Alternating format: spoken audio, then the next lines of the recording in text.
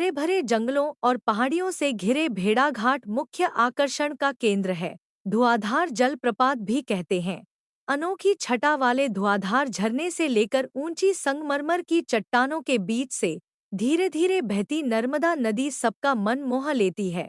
भारतवर्ष की हृदय स्थली कहे जाने वाले मध्य प्रदेश की जीवन रेखा है। नर्मदा नदी के तट पर स्थित भेड़ाघाट जबलपुर शहर से लगभग 25 किलोमीटर दूर स्थित है। अपनी अनोखी प्राकृतिक सुंदरता, अद्वितीय संरचनाओं के कारण हजारों पर्यटकों और प्रकृति प्रेमियों के लिए घूमने का अच्छा जगह है। धुआंधार जलप्रपात पर नर्मदा नदी का वेग अत्यंत तीव्र होता है। जलप्रपात के ऊपर के पानी का रंग काला, हरा होता है। जलप्रपात पर पानी तेज गति चट्टानों से टकराता है और पानी का रंग बदलकर सफेद हो जाता है। यहाँ की खूबसूरती मंत्रमुग्ध कर देने वाली लहरें और उनकी मनमोहक ध्वनि आपको आनंद से भर देगा। पंचवटी सुंदर जगह है।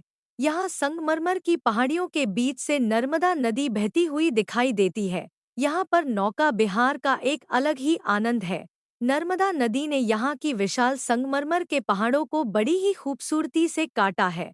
चट्टानों पर बनी आकृतियाँ ऐसे लगती हैं मानो साक्षात विश्वकर्मा देव जी अपने हाथों से शिल्पकारी की हो। यहाँ का पानी देखने में पारदर्शी और स्वच्छ है। यहाँ पानी पीने के लिए इसका उपयोग किया जाता है। सफेद, काली, हरी, पीली, गुलाबी, धूसर, आसमानी आदि रंगों की बहुत ऊंची, खूबसूरत चट्टानें हैं और इन्हीं के बीच से होकर नर्मदा नदी बहती है।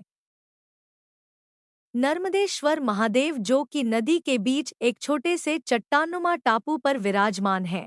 शिवरात्रि के समय पर नर्मदेश्वर शिवलिंग का आकार अपने आप बढ़ने लगता है और बाद में अपने आप ही कम हो जाता है। नर्मदा नदी में से निकालने वाले शिवलिंग को नर्मदेश्वर शिवलिंग कहते हैं। दुर्गा पूजन के बाद शरद पूर्णिमा के दिन से यहाँ पर 5 दिन के मेले का आयोजन किया जाता है। नदी के किनारे जबाली ऋषि की गुफा है, जिनके नाम पर यहाँ के शहर का नाम जबलपुर पड़ा। गुफा के समीप ही सुनहरी संगमरमर की चट्टान पर श्वेत रंग का शिवलिंग स्थापित है। इस शिवलिंग की स्थापना राजमाता अहिल्या बाई होलकर ने करवाई थी। मार्बल वैली के नाम से मशहूर यह स्थल प्रकृति की कला का एक जीवंत उदाहरण है। यहाँ चट्टानों की ऊंचाई 100 फीट है।